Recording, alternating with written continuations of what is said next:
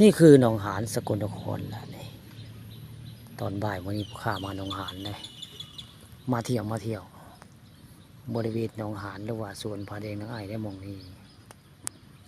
มาหลับลูกสาวเนาะก็เลยได้มาเว่เข้ามาเที่ยวมาชมหนองหานอันนี้หนองหานแหละนี่ตำนานผาแดงนางไอ่แล้วมองหนองหานผู้ข้ามารอบบ่ายได้เลยเอาภาพเบิ่งว่างของหนองหานมาให้เบิ่งนี่ก็ดอกบัวได้บริเวณนี้มีดอกบัวได้ดอกบัวนี่ก็น้ำเพื่อใดดอกบัวก็เพียงนั้นได้จริงน้ำเลิกได้นี่ครับดอกบัวก็สูงน้ำไว้ง่ายน้ำสูงขึ้นดอกบัวก็สูงน้ำได้บริเวณหนองหานนี่หนองหานสกลนครนี่น้ำเพียงใดกับดอกบัวก็เพียงนั้นตอนบ่ายพาเอาภาพ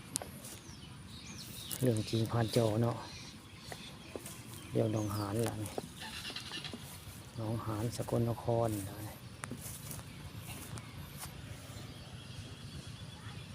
ลุงมงคลพญาตันหลังผู้ข้ามาผู้ข้ามาก่อนเนาะเป็นเบื้องว่างได้หนองหานเรียงเลยเป็นเบื้องว่างเลยเป็นป่าบัวตะเวนกับบ่ายหลายเตะไปเลยบ่าย3เกือบบ่าย4เดือนละผู้ข้าได้มาจากบริเวณหนองหานสกลนครข้างหน้าก็เห็นนก2 ตัวที่ย่างตำหลังเดียว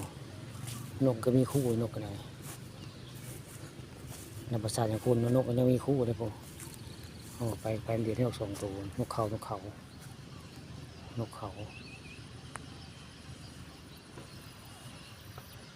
ถ่ายพุ่นก็สิไปดอนสวรรค์ไปได้ทางหนาวเป็นเกาะกลางน้ำในดอนสวรรค์เกาะอันนางไอ่ว่าง่ายมันเป็นบ้านนางไอ่ได้ดอนสวรรค์มีวัดได้หมดนะมีโบสถ์ได้หมดดอนสวรรค์วันนี้ผู้ข้าคือสิบไปลงไปแล้วเนาะหากไปเที่ยวแต่มันนี่สิบไปได้มันเอาภาพพวงว่างบริเวณแถวหนองหานเนาะมาให้เบิ่งวันนี้พูดกันนี้เรือได้ข้าเจ้าเสียออกไปเรือหางข้าเจ้าชอบไปพิดเบ็ดแดดเนี่ยกำลังสระน้ำนั่นภายในออกจากเรือเพิ่นเนาะกำลังสระน้ำออกจากเรือนะคาดว่าสิไปพิดเบ็ดแล้วแต่เบิ่งเรือหางบริเวณสกลนครอะไรเจ้าเอาเรือหางนี่แหละไปพิดเบ็ดก็ได้พิดเบ็ดหนองหานนี่แหละคือหนองหานสกลนครแล้วครับประจักษ์ผู้ข้าเอามาให้เบิ่งว่างประเด็นหนองหาน